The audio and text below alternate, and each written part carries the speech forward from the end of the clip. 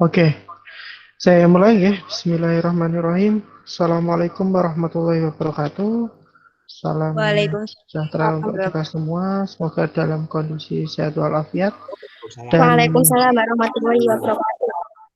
oke. Terima kasih. Dan ini bertepatan tanggal 22 Oktober. Saya pribadi beserta jajaran dari IAIN Salatiga mengucapkan selamat Hari Santri Nasional. Semoga dengan semangat Hari Santri ini kita semua tetap diberikan kelancaran dalam belajar, semangat sebagai seorang santri, dan pastinya uh, apa yang akan kita pelajari dan apa yang nanti sudah kita pelajari bisa bermanfaat untuk kedepannya dan selalu kita nantikan ridho Allah Subhanahu wa Ta'ala. Baik, dalam pertemuan 3 ini kita ada banyak yang perlu kita bahas dan mohon butuh konsentrasi yang cukup tinggi. Jadi, ayo yang belum sholat duhur dulu. Bagi yang sudah, persiapkan dirinya, dibuat nyaman, dibuat enjoy dalam belajar. Karena ini nanti kita sudah sedikit masuk, sedikit aja rumus-rumus yang akan kita pelajari, sedikit aja. Baik, dalam ini ada yang masuk lagi, siapa ini, kita lihat. Ardia Pramesti. Oke, dalam statistika pertemuan 3 ini, sebelum perkuliahan hari ini, mengingat minggu depan kelihatannya cuti bersama nggih untuk hari Kamis karena memang memperingati Maulid Nabi. Uh, Harusnya memang ada perkuliahan, jadi karena cuti bersama jadi kan libur. Nah, untuk kelas ini ada hari kosong enggak? Tapi enggak gini. Bukan berarti nanti tak pindah hari kosong itu. Nanti modelnya untuk yang minggu depan, pengganti minggu depan, nanti saya sendiri yang akan rekaman video, terus nanti saya upload di YouTube. Silahkan nanti ketika posisi sudah tenang, kondisi nyaman, nanti silahkan uh, jenengan semua untuk melihat penjelasan tersebut untuk pengganti pertemuan yang minggu depan. Jadi daripada kita mencari hari yang kosong kapan, terus nanti belum tentu kita bisa menyamakan hari, saya kira untuk solusi satu ini jauh lebih lebih solutif seperti itu. Kira-kira untuk hari apa kelas ini kosong itu hari apa nih?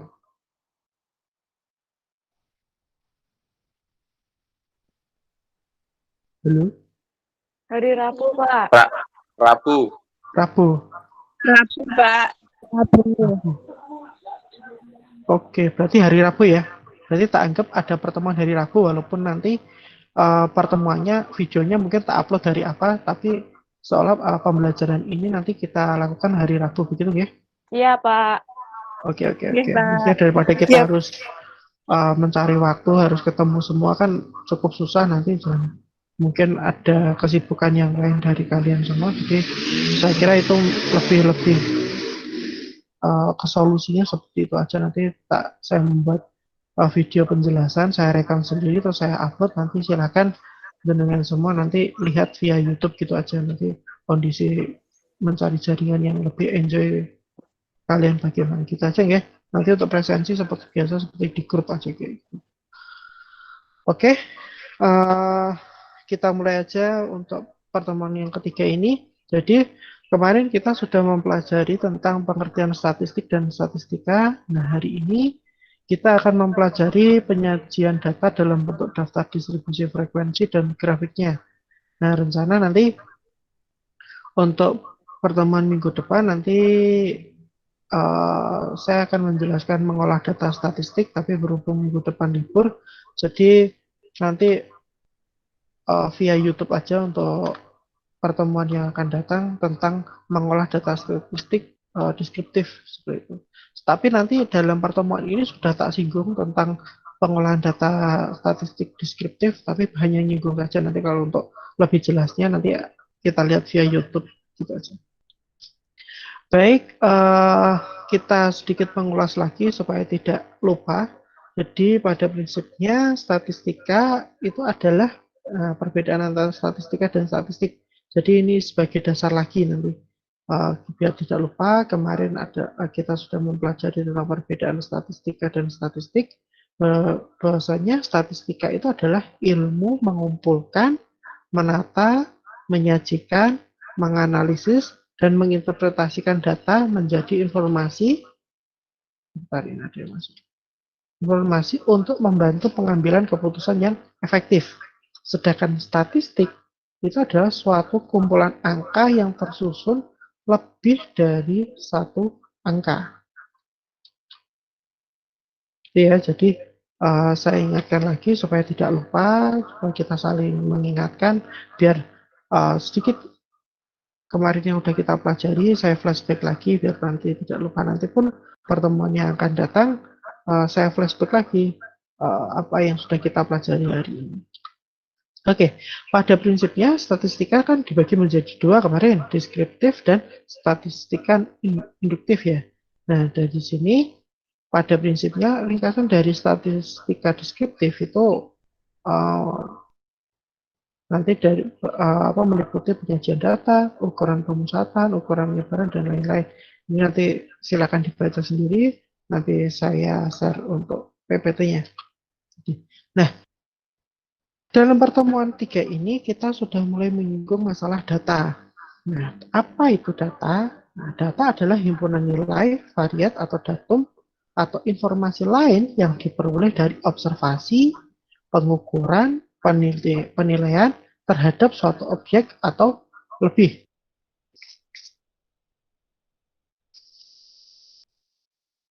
Nah, objek, nah daripada, maaf, tadi ada istri saya bilang, tadi maaf masuk kamera ya. Baik, data ini diperoleh itu dari pertama dari objek. Nah, objek melalui suatu pengamatan sehingga kita bisa mendapatkan suatu variabel, sehingga dari proses inilah menghasilkan suatu variat atau nilai di sini. Jadi pada prinsipnya data bisa kita ambil dari beberapa macam, observasi, pengukuran, dan penilaian. Nah, dengan istilah data ini itu akan sering banget dan mulai dengan semua dapati itu dari pra penelitian sampai nanti mulai proses penelitian. Biasanya pra penelitian kan nanti kalian untuk menyusun pendahuluan dan lain-lain itu kan juga butuh data. Nah, itu biasanya disebut dengan data pendahuluan. Nah, data itu dibagi menjadi dua jenis. Yang pertama kualitatif dan yang kedua adalah kuantitatif. Perbedaannya antara data kualitatif dan kuantitatif, itu kalau kualitatif itu diperoleh dari hasil pengamatan langsung. Jadi kalau data kuantitatif itu diperoleh dari kegiatan pengukuran atau penilaian. Jadi kalau pada prinsipnya dasarnya itu kalau kualitatif itu uh, biasanya bukan berupa angka, tapi kalau data kuantitatif itu berupa angka dan itu bisa digunakan dalam proses perhitungan. Jadi nanti pun dalam penelitian kependidikan itu biasanya kalau untuk di pendidikan memang pada umumnya penelitian kalau nggak kualitatif, kuantitatif, R&D, lebih ekstrimnya lagi adalah mixed method. Walaupun sebenarnya ada PTK, tapi kalau PTK itu memang tidak disarankan untuk mahasiswa, sebab syarat utama dari PTK itu sendiri adalah seorang guru kelas tersebut. Dan guru kelas tersebut harus paham kondisi kelasnya bagaimana, kondisi peserta didiknya bagaimana, selama ini pembelajaran itu bagaimana. Nah, kan kita posisinya masih menjadi seorang mahasiswa, belum menjadi seorang guru di kelas tersebut. Jadi saya kira untuk PTK tidak disarankan untuk penelitian mahasiswa. Jadi memang nanti dalam penelitian jenengan semua di kependidikan paling opsi yang lebih enak itu ya antara kualitatif atau kuantitatif, tinggal pilih. Nah, kalau memang penelitiannya kualitatif ya datanya harus data kualitatif, Kalau memang kuantitatif, ya datanya harus kuantitatif. Kalau pengen menghendaki kedua data itu, ya nanti metodenya udah beda lagi, yaitu mix method. Itu penggabungan antara kualitatif dan kuantitatif di situ. Nah, dalam data itu akan dikenal dua istilah, yaitu populasi dan sampel.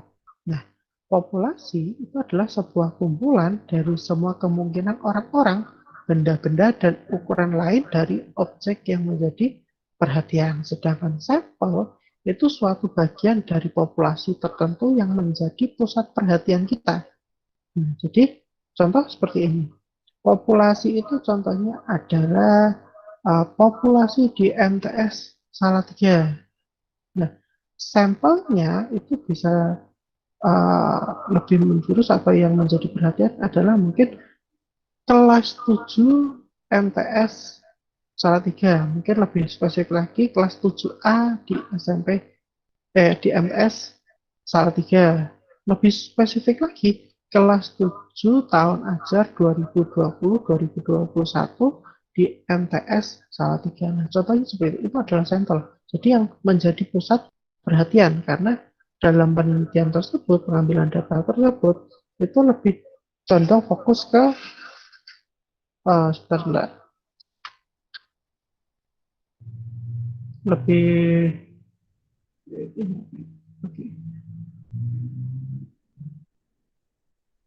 lebih condong uh,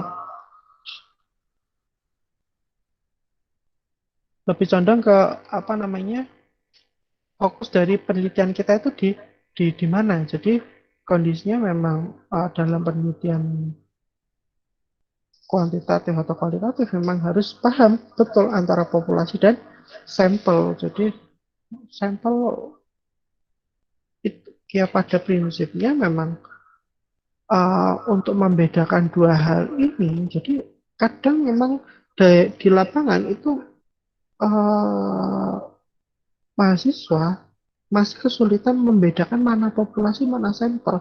Jadi sampel intinya populasi itu kan masih secara umum. Nah, sampel itu yang menjadi pusat penelitian kita. Kadang saya masih mendengar kalau ketika di Munakosa itu menyebutkan sampelnya ini mana ya ini sampelnya adalah siswa-siswi maaf MTS Salatiga kayak itu. Loh, berarti datanya diambil suruh siswa-siswi SMP MTS di Salatiga. Ya enggak, yang saya ambil hanya kelas 7A, misal kayak gitu, kelas 7A di MTS Salatiga. Nah, itu dari penyebutan aja itu ada miskonsepsi di situ. Jadi harusnya berarti populasinya adalah MTS Salatiga, tapi kalau sampelnya karena yang diambil adalah kelas 7A di MTS Salatiga tersebut, berarti yang menjadi sampel adalah kelas 7A. Nah, nanti menjadi ketika nanti ada kuantitatif, itu kalian harus menunjuk satu kelas untuk kelas kontrol di situ. Supaya nanti ketika kelas 7A itu diberi treatment atau diberi perlakuan, itu terlihat naik atau turun itu nanti akan dibandingkan dengan kelas kontrol yang lainnya yang berbeda, tapi dengan kondisi kedua kelas itu adalah sama. Nah, itu perlu perhatian betul dalam melihat sudut pandang populasi dan sampel. Nah, jenis data tadi kan ada data kualitatif dan data kuantitatif. Nah, contoh data kualitatif itu ada jenis kelamin, warna bunga. Ini saya misalkan dengan IPA kayak gitu ya. Ada jenis kelamin, warna bunga, habitat, terus karakter dan lain-lain yang tidak bisa dihitung secara angka seperti itu. Sedangkan data kuantitatif itu kan dibagi menjadi dua, data diskret dan data kontinu. Misal data diskret itu jumlah kloroplast, jumlah trombosit, jumlah sel. Nah, sedangkan data kontinu itu adalah contoh berat badan, jarak kota, luas tanah, gitu. Nah, yang membedakan antara data diskret dan data kontinu itu apa? Nah, Penggolongan data statistik berdasarkan sifat angka itu kan ada dua, data kontinu dan data diskrit. Nah, data kontinu yaitu data statistik yang angka-angkanya merupakan deretan angka yang sambung menyambung. Contohnya, data berat badan. Nah, di sini dalam kilogram itu 40,3 kilogram, 40,9 kilogram, 50 dan seterusnya. Sedangkan data diskrit yaitu data statistik uh, yang tidak mungkin berbentuk pecahan. Contoh, data jumlah buku perpustakaan itu buah ada 50 buah, 125 buah, 305 buah, 275 buah dan seterusnya. Nah, ini penggolongan data statistik kalau kita lihat dari sifat angkanya. Nah, sedangkan berdasarkan cara menyusun angkanya, itu ada tiga jenis. Data nominal, data ordinal, data interval. Nah, apa itu data nominal? Yaitu data statistik yang cara menyusunnya didasarkan pada klasifikasi tertentu. Contoh, jumlah mahasiswa, tak ganti wes, jumlah mahasiswa PAI tahun 2020-2021 menurut tingkat jenis kelaminnya. Nah, itu adalah contoh data nominal. Sedangkan data ordinal atau urutan yaitu data statistik yang cara menyusun angkanya didasarkan pada urutan atau ranking. Misal, hasil nilai statistik berdasarkan ranking. Nah, itu contoh data ordinal. Sedangkan data interval yaitu data statistik di mana terdapat jarak yang sama di antara hal-hal yang sedang diteliti. Nah, itu yang namanya interval. Nah, itu nanti yang akan kita garis bawahi di situ. Nah, sedangkan data berdasarkan bentuk angkanya itu dibedakan menjadi dua, data tunggal dan data kelompok. Data tunggal itu adalah data statistik yang angka-angkanya merupakan satu unit atau satu kesatuan, tidak dikelompokkan. Sedangkan data kelompok yaitu data statistik yang tiap unitnya terdiri dari sekelompok angka. Contohnya 81 sampai 84, 75 sampai 79 itu termasuk data kelompok. Sedangkan data tunggal ya 80, 81, 87. Jadi hanya tunggal di situ tanpa ada pengelompok. Nah, berdasarkan waktu pengumpulannya, itu juga dibagi menjadi dua, data seketika dan data urutan waktu. Contoh data seketika. Nah, ini karena biasanya digunakan dalam skripsi. Contohnya, data seketika adalah data statistik yang mencerminkan keadaan pada suatu waktu saja. Contohnya, pada semester gasal 2009-2010, jadi pada semester gasal pada tahun ajar 2009-2010. Contoh, mungkin siswa MTS Salatiga kelas 7 pada semester gasal 2009-2010. Contohnya seperti itu. Tapi kalau data yang berdasarkan urutan waktu atau yang pengertiannya dengan data statistik yang mencerminkan keadaan dari waktu ke waktu secara berurutan, soalnya kayak gini. Jumlah mahasiswa yang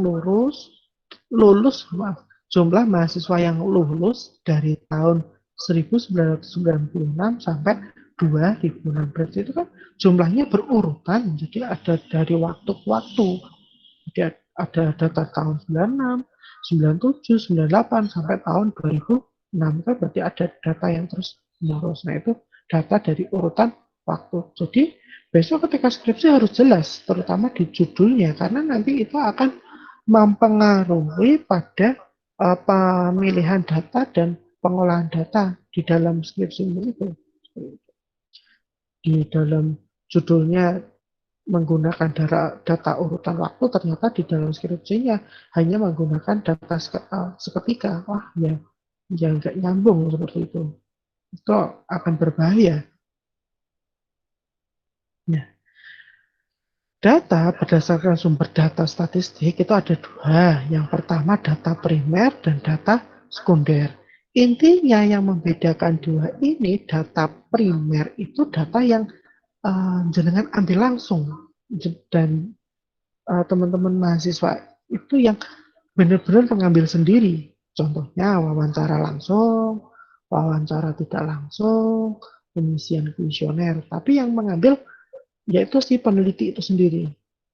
Sedangkan data sekunder itu data yang diambil dari pihak lain, contohnya data yang dari BPS, data Bank Indonesia, data dari World Bank, data dari FAO, atau data dari Dinas Pendidikan. Nah, itu termasuk data sekunder. Jadi harus bisa membedakan ya antara data primer dan data sekunder. Itu dua hal yang berbeda. Itu intinya data primer itu yang ngambil kita sebagai peneliti langsung, tapi kalau data sekunder itu kita mengambil data yang sudah diambil dari pihak lain. Kemarin sudah tak singgung, namanya ada nilai parametrik dan nilai statistik. Nah, nilai parametrik itu adalah suatu nilai dari suatu parameter yang diperoleh dari perhitungan atau data sensus. Masih harus dianalisis. Jadi istilahnya kasarnya itu adalah data mentah di situ. Jadi data yang barusan diambil di lapangan. Sedangkan nilai statistik itu adalah nilai dari suatu parameter yang diperoleh dari perhitungan atau data sensus.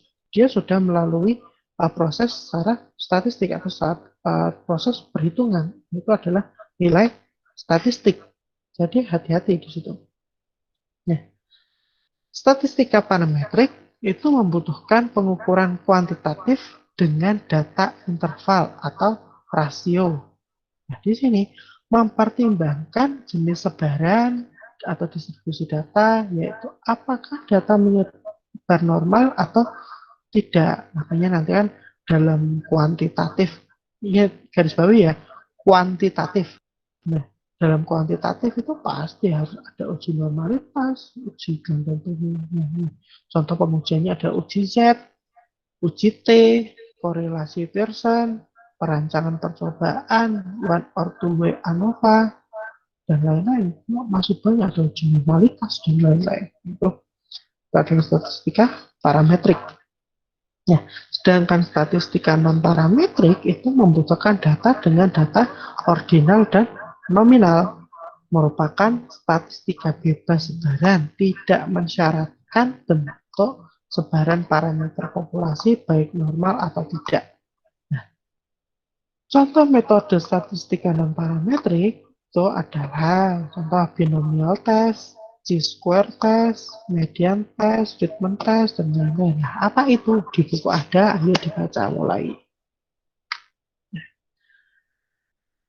Nah, sekarang kita sedikit masuk ke inti dari pembahasan ini. Jadi, menyajikan data mentah untuk pengambilan keputusan. Jadi, pada prinsipnya dalam pengambilan ini adalah menyajikan data, dalam statistika ini adalah menyajikan data mentah untuk mengambil keputusan. Nah, data mentah diambil dari populasi atau sampel, contohnya diperoleh dari wawancara, pengamatan, surat menyurat, kuesioner. Kuesioner itu, maaf saya salah ngetik.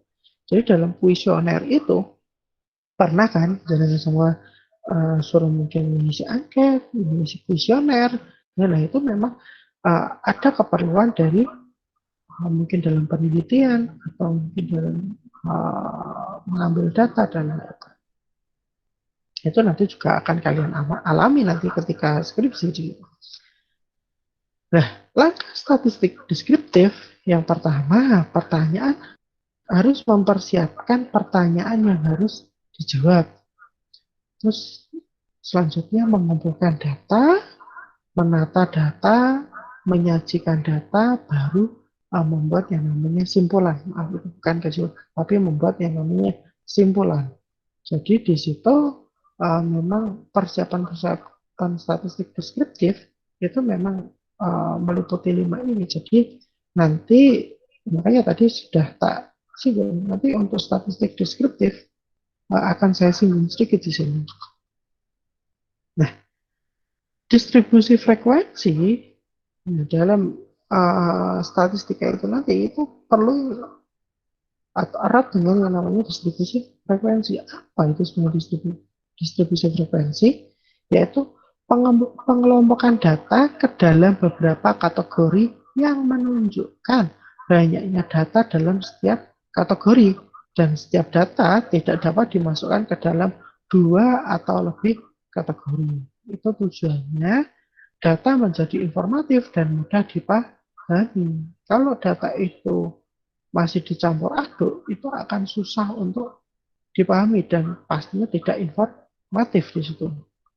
Nah, langkah-langkah dalam distribusi frekuensi itu yang pertama mengurutkan data, habis itu membuat kategori atau kelas data, habis itu melakukan penturusan atau tabulasi memasukkan nilai ke dalam interval kelas. Contohnya nanti kita akan belajar. Nah, langkah pertama itu mengurutkan data dari yang terkecil ke yang terbesar atau sebaliknya. Tujuannya untuk memudahkan data, memudahkan dalam melakukan perhitungan pada nanti langkah selanjutnya. Contohnya seperti ini. Ada data di mana harga saham perusahaan seluruh dunia, seluruh di Indonesia itu sebagai berikut. Nah, langkah pertama, pastikan data kan banyak banget itu nanti di bursa saham kan banyak banget. Nah, di sini langkah pertama untuk menganalisis itu teman-teman mahasiswa semua harus mengurutkan dulu data yang harga sahamnya dari yang terkecil, dari yang terbesar. Nah, ini kan sudah tak urutkan. JBK ada 215 itu menjadi nilai yang terkecil dan yang terbesar adalah Telkom. Harganya 9.750. Jadi diurutkan dulu dari yang terkecil sampai yang terbesar. Nah, setelah diurutkan, langkah kedua, membuat kategori atau kelas data.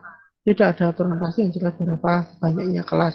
Yang itu yang terpenting bagaimana cara memudahkan jenengan semua untuk membuat tabulasi, untuk menghitung datanya tersebut. Nah, langkahnya bagaimana? Yang pertama, banyaknya kelas sesuai dengan kebutuhan. Nggak usah terlalu banyak-banyak, yang penting kebutuhan aja. Dan bagaimana lebih mudah kalian jenengan semua itu untuk menganalisis di situ. Nah, yang kedua baru tentukan interval kelas. Caranya bagaimana? Nah, menggunakan rumus seperti ini. Jadi, untuk membuat kelas itu rumusnya adalah 1 tambah 3,322 log N. Nah, bagaimana cara mencari log N? Pakai kalkulator juga ada, tinggal log N berapa. Contoh tadi kan datanya ada 20 ya. 1, 2, 3, 4, 5, 6, 10. Berarti N-nya itu ada jumlah datanya itu ada 20. 20. Nah, N-nya 20 berarti tinggal dimasukkan aja. 1 tambah 3,322 log N. N-nya ada 20 berarti log 20. Jadi terus kita hitung, ternyata log 20 adalah 1,301. Jadi 1 tambah 3,322 dikali 1,301 sehingga menghasilkan 1 tambah 4,322 sehingga dihasilkan 5,32. Jadi dari hasil ini jumlah minimal kelas tersebut adalah 5, minimalnya 5. Ada 5 kelas di sini. Nah, setelah itu barulah untuk kita menentukan interval kelas. Nah, interval kelas adalah batas bawah dan batas atas dari suatu kategori. Cara mencarinya adalah nilai terbesar dikurangi nilai terkecil dibagi jumlah kelas. Tadi jumlah kelasnya ada 5. Nilai terbesar tadi berapa? Nilai terbesarnya 9.750. Sedangkan nilai terkecilnya ada 215. Jadi setelah dihitung dia akan menjadi 9.750 dikurangi 215 hasilnya dibagi jumlah kelas. Jumlah kelasnya tadi berapa? 5 sehingga dihasilkan 1920. Jadi interval kelas tersebut ada 1907, yakni jarak nilai terendah dan nilai tertinggi dalam suatu kelas atau kategori. Nah, bisa dilihat ini. Jadi, tadi kan nilai terendahnya 215. Nah, kelasnya kan harus ada 5. Nah, baru dimasukkan terendahnya 215 ditambah tadi interval kelasnya itu ada 1907, jadi 215 ditambah 1907, jadi batas atasnya adalah 2122. Nah, kelas di 2 mulainya bukan 2122 tapi 2123, ditambah lagi 1943 dan seterusnya sampai terakhir 9754. Sampai sini ada yang ditanyakan enggak?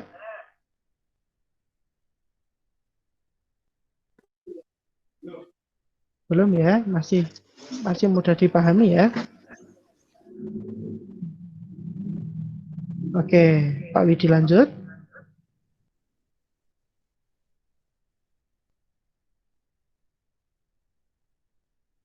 Oke ya, saya lanjut ya. Baik. Jadi setelah menentukan interval kelas seperti ini, nah itu satu langkah sudah kalian dapati. Nah, selangkah selanjutnya, lakukan penturusan atau tabulasi data. Data dengan nilai 215 sampai 2122 itu ada jumlahnya ada berapa? Nah, makanya menggunakan tabulasi seperti ini. Lidi seperti ketika pencoblosan atau apa supaya apa lebih mudah dalam menjumlah. Coba kita lihat interval dari 215 sampai 2122 itu ada berapa? Nah, 215 sampai 2122 berarti sampai ini ya, berarti ada berapa? 1, 2, 3, 4, 5, 6, 7, 8, 9, 10, 11, 12, 13, 14. Berarti di sini jumlah frekuensinya ada 14 data yang berada di rentang 215 sampai 2122. Selanjutnya sama dari rentang 2123 sampai 4030 itu ada berapa? Oh, ternyata ada 3. Dan selanjutnya saya kira ini masih sangat mudah ya. Selanjutnya kita akan mempelajari yaitu distribusi frekuensi relatif. Nah, frekuensi setiap kelas dibandingkan dengan frekuensi total tujuannya untuk memudahkan membaca data secara tepat dan tidak kehilangan makna dari kandungan data. Contohnya kayak gini. Jadi yang tadi jumlah frekuensinya intervalnya ada 14, 3, 1, 1. Nah, frekuensi relatifnya itu dalam bentuk persen. Rumusnya jumlah frekuensi dibagi banyaknya data dikali 100%. Contohnya kayak gini. Jumlah frekuensinya di sini kan 14. Dibagi jumlah seluruhnya adalah 20. Ya, hasilnya itu dibagi dulu baru dikalikan 100%. Ternyata ditemukan adalah 70%. Jadi membacanya yaitu frekuensi relatif data dari interval 215 sampai 2022 itu jumlahnya 14. Nah, itu dari seluruhnya itu sebanyak 70% dari 20 data tersebut. Jadi ada 70% sendiri di situ. Itu cara membacanya begitu. Nah, selanjutnya yaitu kita akan mempelajari tentang penyajian data. Nah, penyajian data itu yang perlu diperhatikan adalah batas kelas. Batas kelas itu yang maksud adalah nilai terendah dan nilai tertinggi. Nah, batas kelas dalam suatu interval kelas terdiri dari dua macam, batas kelas bawah dan batas kelas atas. Atau biasa kalau batas kelas bawah itu disebut lower class limit, dengan batas kelas atas itu disebut dengan upper class limit. Nah, ini kelas bawah itu adalah nilai terendah dalam suatu interval kelas. Sedangkan batas kelas atas itu adalah nilai tertinggi dalam suatu interval kelas. Nah, contoh ini. Jadi yang sebelah kiri ini adalah batas kelas bawah, sedangkan yang sebelah kanan ini adalah batas kelas atas. Seperti itu. Jadi memang uh, sepele, tapi memang ini butuh pemahaman tersendiri. Jadi memang sebagai dasarnya itu sendiri.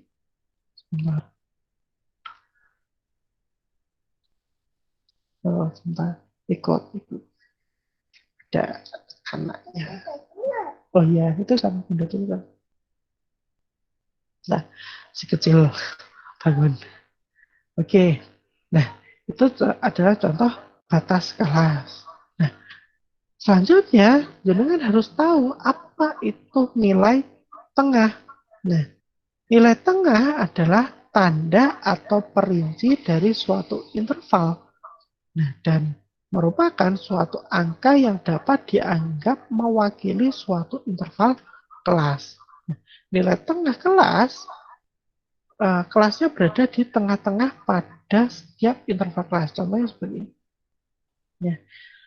Nilai tengah interval antara 215 sampai 2122 adalah 1168,5. Nah, cara untuk mencari nilai tengah itu adalah nilai bawah nilai batas bawah ditambah nilai batas atas, hasilnya dibagi 2 dan hasilnya adalah 1168,5. Coba nanti jangan kalian hitung sendiri, pasti nilai tengahnya adalah 1168,5 atau 1168,5 di situ. Itu menjadi nilai tengah.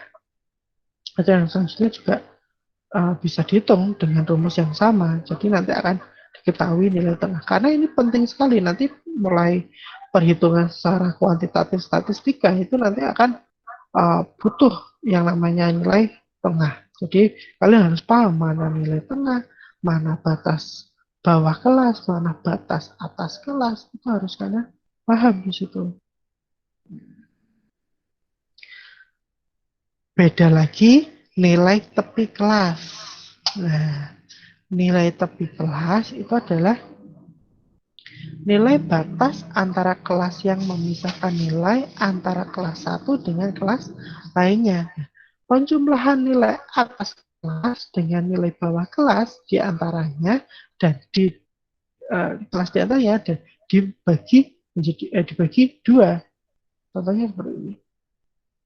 Nah, untuk menghitung nilai tepi kelas itu seperti ini.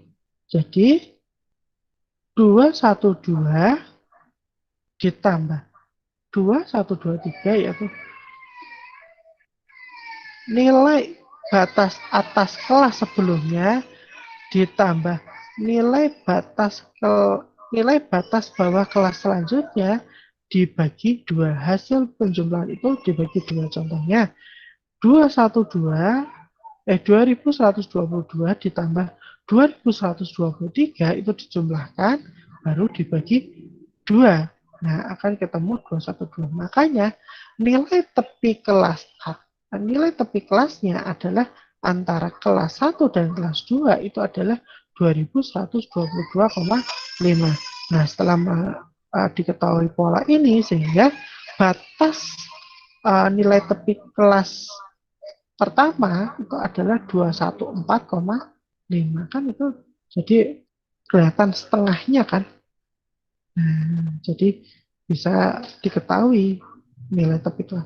Ini juga sangat penting nanti dalam pembuatan tabel atau pembuatan diagram. Di situ itu sangat sangat penting untuk dalam kita membuat menyajikan suatu informasi terutama dalam penelitian atau nanti perkembangan atau pertumbuhan itu sangat-sangat penting sekali kita menentukan nilai tepi kelas.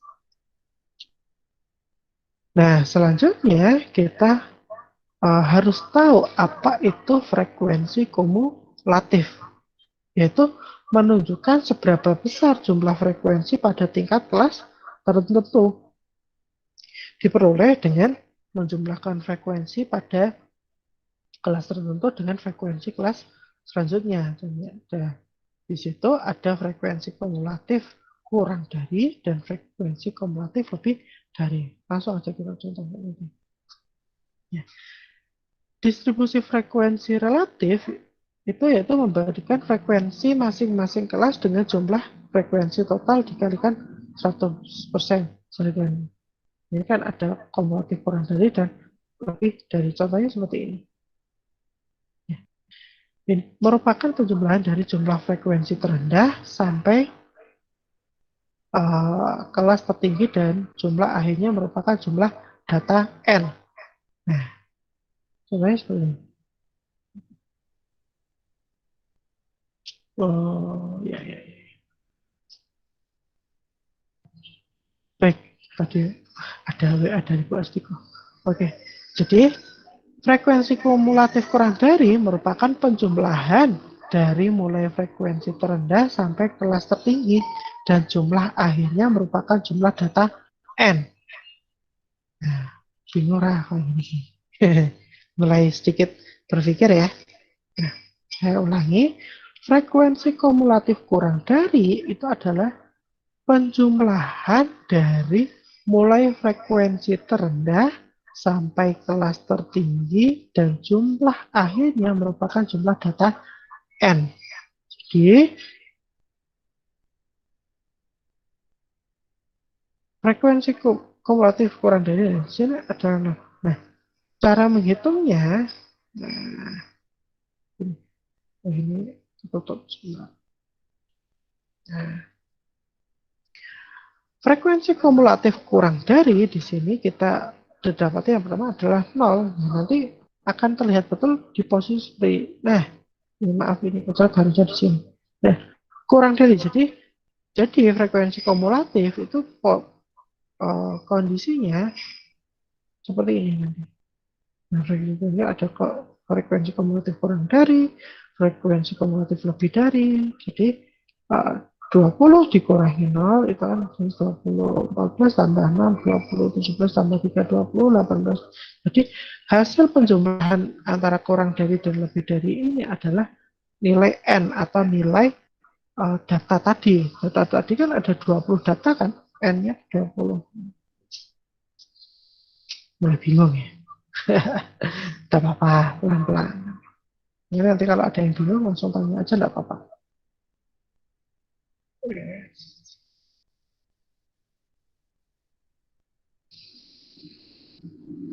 Nah, ini contoh distribusi frekuensi relatif itu bentuknya seperti interval.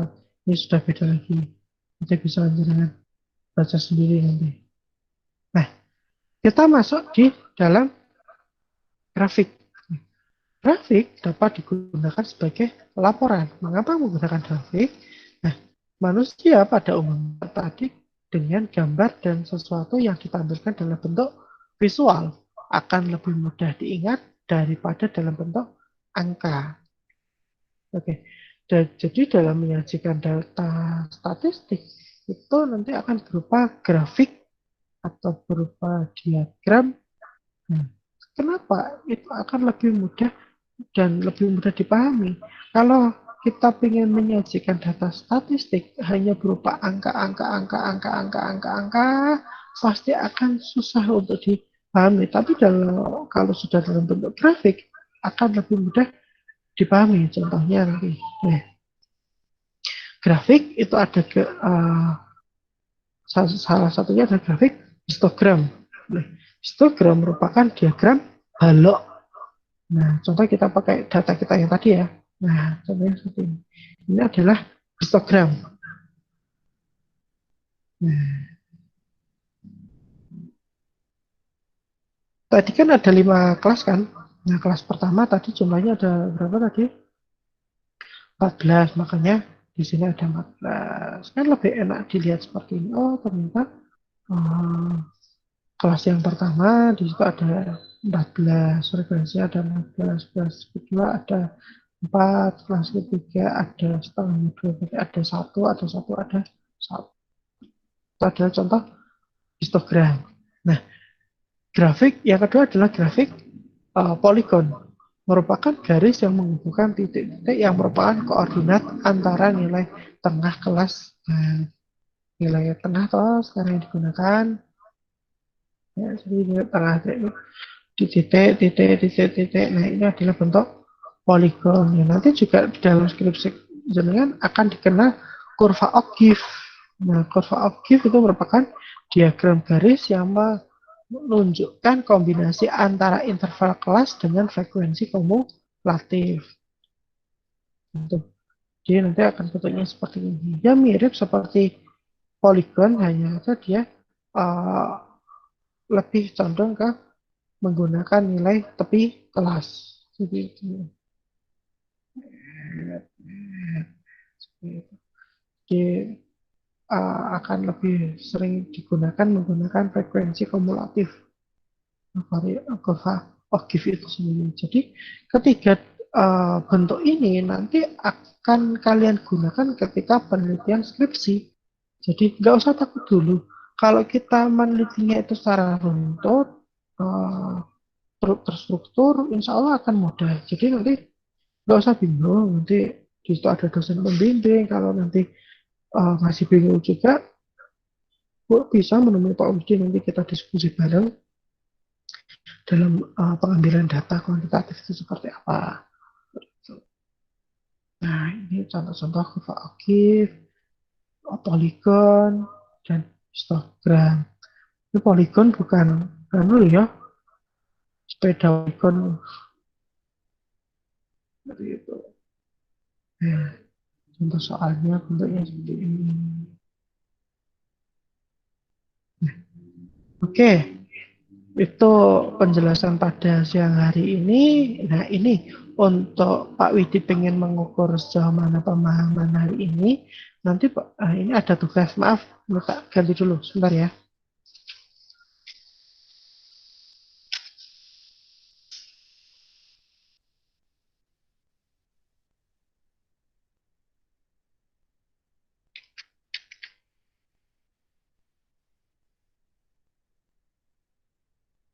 Nah,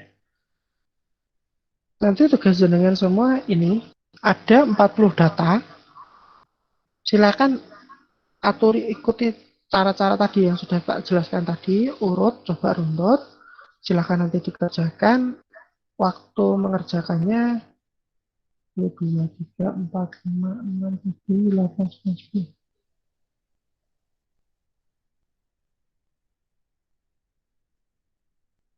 Oh, maaf, maaf. Ini yang data yang pertama itu ada, maaf, ini benar 50, 40 itu ini. Oke, oke, please fill Windows. Tugas yang pertama itu uh, silakan buatkan distribusi frekuensi dari data 50 orang pada perusahaan Y seperti itu ya. Nah, yang tugas yang kedua coba nanti buatkan uh, rentang seperti ini. Jadi sesuai tadi. Ini ada 2 soal ya. Jadi nanti silakan dipelajari apa dipahami. Nah, itu nanti tolong buatkan seperti apa yang sudah tak jelaskan tadi. Pertama, mengurutkan dulu, membuat kelas, membuat interval. Nah, seperti ya.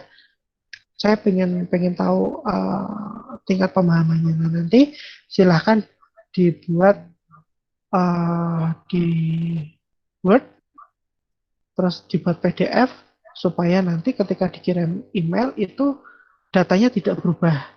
Jadi tetap data yang sudah, takutnya nanti kalau masih dalam Word, nanti Pak Widi sempatnya membuka menggunakan handphone, pasti nanti uh, format atau datanya akan berubah. Tapi kalau sudah dalam bentuk PDF, insya Allah tidak akan berubah. Nah, nanti dikirimkan melalui emailnya Pak Widi. Jangan lupa nanti dituliskan nama, NIM, sama kelasnya ya. Itu kelas, misalnya kelas statistika hari Kamis jam 12.30. Seperti itu. Gitu ya. Jadi, contoh, Widi Widayat, NIM, maju mapan, maju mapan, maju mapan. Kelas statistika hari Kamis jam 12.30. Nah, langsung dikirimkan ke email. Santai waktu mengerjakannya 1 minggu. 2 soal tadi durasi mengerjakannya 1 minggu. Jadi nanti deadline-nya berarti hari Rabu jam 23.59. Ingat, hari Rabu jam 23.59. Berarti ada waktu 1 minggu. Silakan dicoba untuk latihan soal tadi. Insya Allah selalu nanti akan tak buat latihan-latihan seperti itu supaya tidak lupa dan membuat pemahaman ke kita semua. Baik, dari penjelasan hari ini ada yang ingin ditanyakan dari rekan-rekan? Teman-teman mahasiswa ingin ditanyakan?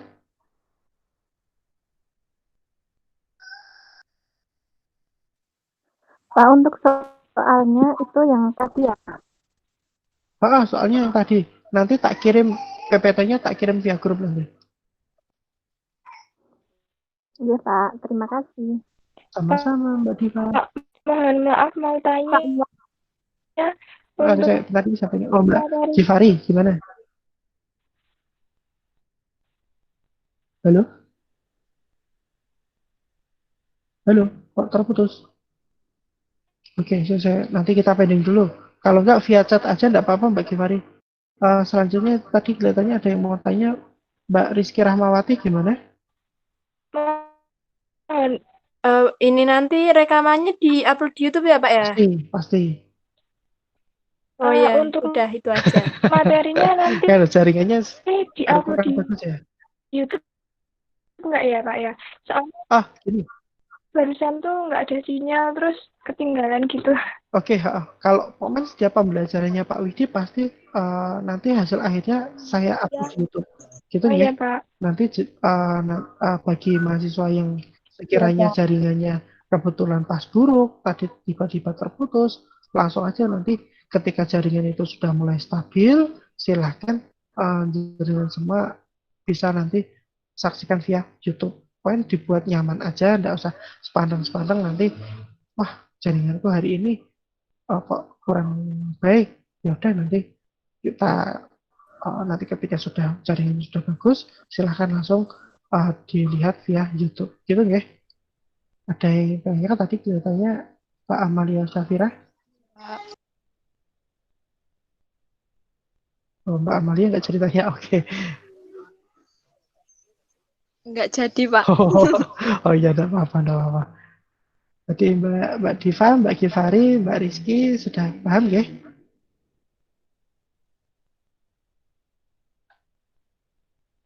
Oke, baik. Kalau memang tidak ada pertanyaan, oke. Baik, kalau tidak ada pertanyaan, presensi tadi di grup sudah semua atau belum ya? Baru 30. Sudah, Pak. Sudah, Pak. Mahasiswa kita itu ada berapa? Coba tak cek dulu. Pak, mohon maaf, Pak.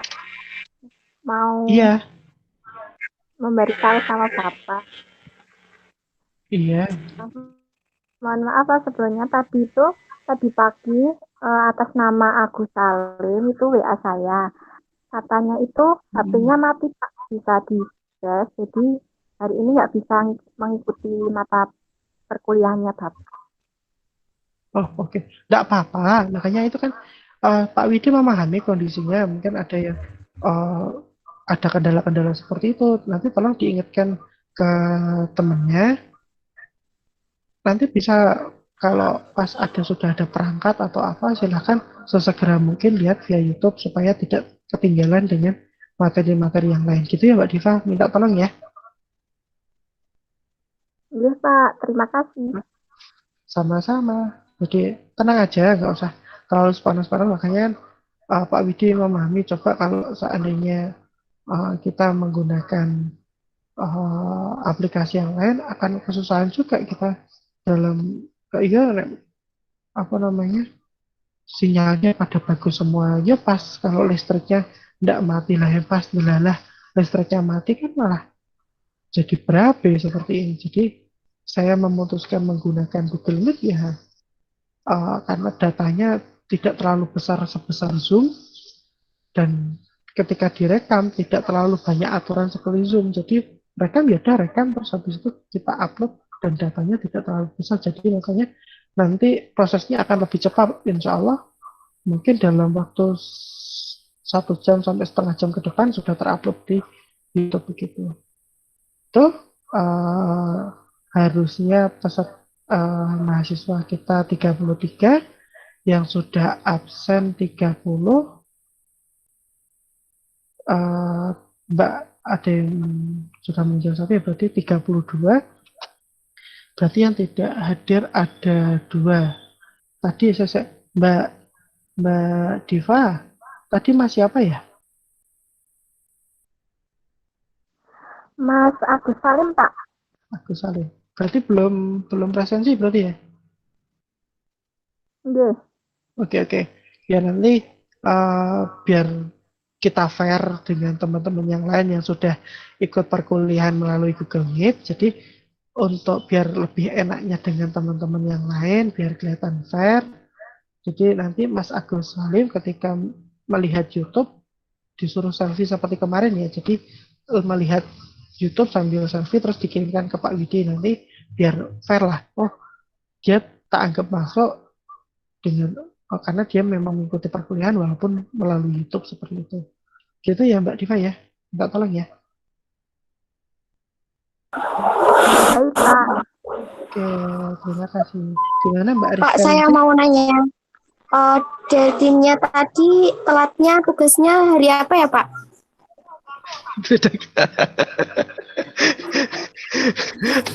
Waktu mengerjakannya 1 minggu, berarti paling terlambat itu hari Rabu minggu depan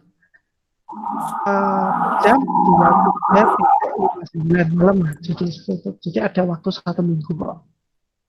Oh iya Pak, terima kasih. Ya, sama-sama Mbak Rizka. Oke, itu saja ya.